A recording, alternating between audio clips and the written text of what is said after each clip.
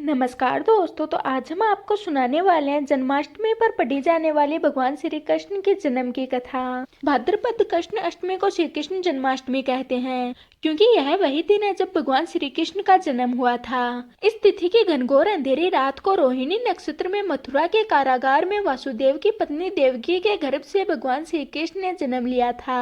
यह तिथि उसी शुभ घड़ी की याद दिलाती है और सारे देश में बड़ी धूमधाम से इस दिन जन्माष्टमी मनाई जाती है। अब हम आपको सुनाएंगे जन्माष्टमी की कथा।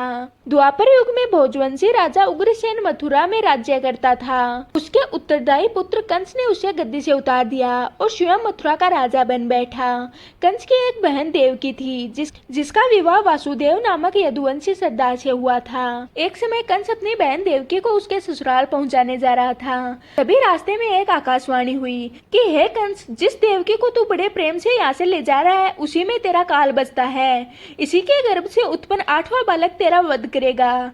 यह सुनकर कंस वासुदेव को मारने के लिए उद्यत हो गया।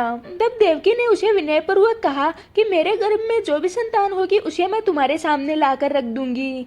इसमें तुम्हें बहनोई को मारने से क्या लाभ होगा। कंस ने देवकी की बात मान ली और मथुरा वापस लाया गया। बाद उसने वासुदेव और देवकी को कारागार में डाल दिया।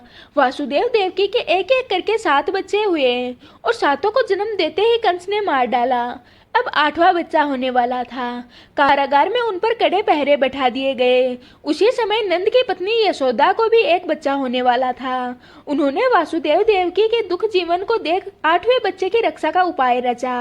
इस समय वासुदेव और देवकी का पुत्र पैदा हुआ। उसी समय संयोग से यशोदा के गर्भ में भी एक कन्या का जन्म हुआ जो और कुछ नहीं सिर्फ माया थी। और जिस कोठरी में देवकी वासुदेव कैद थे उसमें अचानक प्रकाश हुआ और उसके सामने शंख चक्र गदा पद्म धारण किए चतुर्भुज भगवान प्रकट हुए।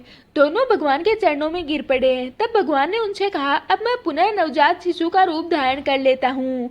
मुझे इसी समय अपने मित्र नंद जी के घर वृंदावन में भेजाओ। उनके यहाँ से जो कन्या जन्मी है उसे लेकर कंस के हवाले कर दो। इस समय वातावरण अनुकूल नहीं है, फिर भी तुम चिंता मत करो। जागते हुए पहरेदार सो जाएंगे।